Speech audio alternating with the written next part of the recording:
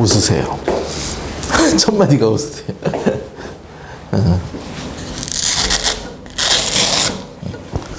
오늘은 도형의 이동이 완료가 될 건데, 평행 이동, 대칭 이동, 그리고 교재 뒤에 절대값에 관한 도형의 방정식이 나와 있어요. 함수의 그래프, 그 세 가지를 공부를 해봅시다.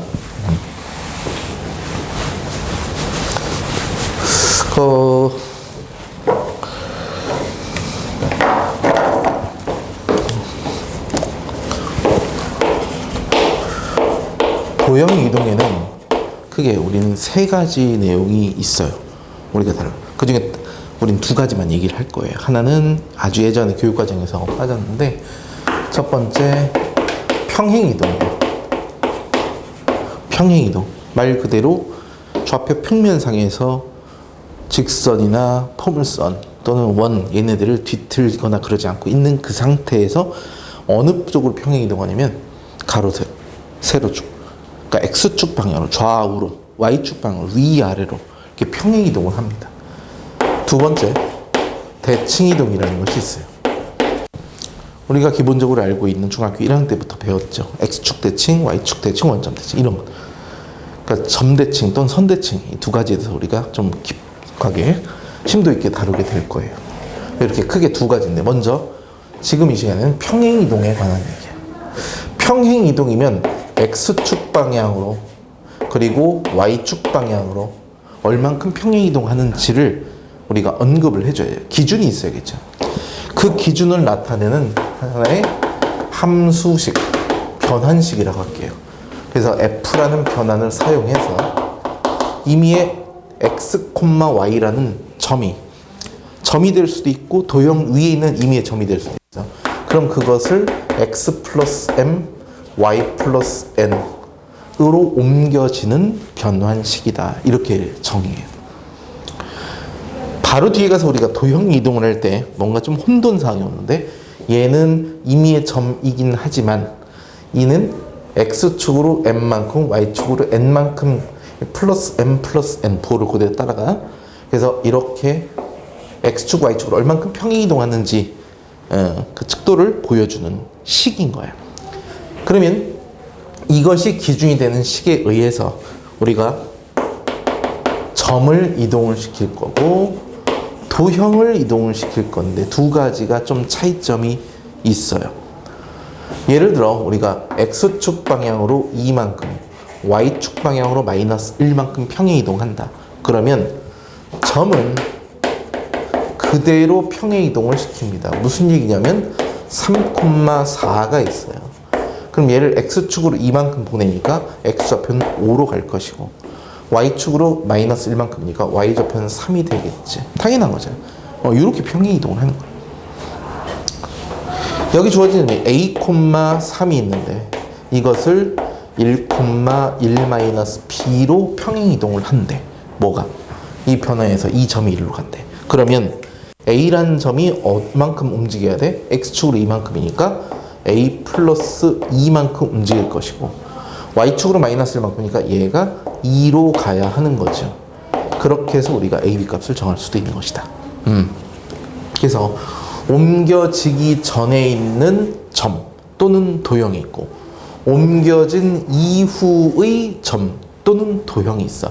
이걸 갖다 이미지 또는 상이라 하고, 얘는 그것의 역 또는 원상, 이렇게 얘기하는데, 어떤 대상이 이 변환 F에 의하여 또 다른 어떤 대상으로 옮겨져. 이렇게 3요소가 있어요. 그 중에 F라는 것이 우리는 평행이동, 대칭이동에 해당하는 그런 내용이 되는 것이고, 무엇을 어디로, 이 방향성이 중요한 거예요. 그래서 옮겨지기 전 대상을 알려준 다음에 어디로 가겠니? 이렇게 물을 수도 있지만, 어떤 놈이 이리로 왔느냐라고 거꾸로 물을 수도 있기 때문에 그것을 정확하게 우리가 구분할 수가 있어야 합니다. 두 번째, 도형의 이동이에요. 도형의 이동은 반대로 가는데, 자, 여기에 하나의 원이 이렇게 있어요. 이 원이 이렇게 움직였다고 칩시다. 알겠죠? 그래서 이 도형의 방정식을 우리는 F의 X, Y는 0, 즉 xy의 관계식인 거예요. f 옆에 가로가 바로 붙었죠. fx 관계식이야. 여기 있는 것은 점의 좌표 x, y는 점이 아닌 거야. 이게 좀 어려운데 처음에 나왔을 수도 있는데 이걸 우리가 좀 어려운 말로 음함수적 표현이라고도 얘기를 해요. 어쨌든 x, y 사이의 관계식이라는 거지 이것이 여기 나와 있는 이 점과는 다른 얘기야. 알겠죠? 구분할 수 있어야 돼. 그래서 이러한 도형이 있어요. 그럼 그 중에 어떤 하나의 점을 딱 우리가 잡았습니다. 임의의 점을. 그럼 여기쯤에 있는 점에 대응하는 점은 요 정도에 있는 점이 되겠죠. 그치? 그러니까 이 점이 여기 대응시키는 거예요. 그럼 얘를 어떻게 평행이동하냐면 x축으로 얼만큼 n만큼 간다 했으니 얘를 이렇게 x축을 따라 n만큼 평행이동을 시키고 그리고 그 점이 y축 방향으로 n만큼 간다 그랬으니까 n만큼 올라가 주면 돼. 그러면 그 중에 만족하는 임의의 점을 우리가 x, y라고 했다면 그 점은 어디에 대응되냐면 x 플러스 m, y 플러스 n에 이렇게 대응이 되겠죠. 어려운 얘기는 아니지, 그지? 우린 지금 도형을 한다고 했는데 갑자기 또 점 얘기했다가 왔다 갔다 하고 있는데 도형의 방정식이 있어. 우린 이 도형의 방정식이 무언지를 알아야 돼. 그런데 우리는 이렇게 옮겨진 이러한 좌표들의 자취를 구하는 거야. 그러니까 어떤 점이 됐든 이 위에 있는 어떤 점이 됐든 이 식을 만족해요. 그 중에 이미 하나를 점은 우리가 정하는 건데 그 점들이 이런 식으로 움직이니까 그때의 이 자리가 바로 x자리고 이 자리가 y자리가 되는 거지. 그러니까 알고 있는 점들을 x좌표를 전부 다 이만큼, y좌표를 전부 다 n만큼 이렇게 더했을 때 그 자취가 뭐냐. 그렇다고 해서 여기다가 x 플러스 m 이렇게 대입하는 게 아니라 거꾸로 갑니다. 요 자리를 x 프라임, 얘를 y 프라임 이렇게 놓게. 앞자리가 x, 뒷자리가 y인데 같은 x, y니까 프라임을 넣어서 우리가 구분을 하려고 한 거야. 그럼 결국은 우리는 x 프라임과 y 프라임 사이의 관계식을 구해야 되는 건데 지금 알고 있는 것은 x, y 사이의 관계식이야. 고로 두 번만 다 쓸게요. x 프라임을 갖다 우리 x 플러스 m을 x 프라임이라 놨고 y 플러스 n을 y 프라임이라 놨는데 이 x 플러스 m을 여기다가 대입할 수는 없다는 거지. 왜? 여기는 x지. x 프라임이 아닌 거잖아.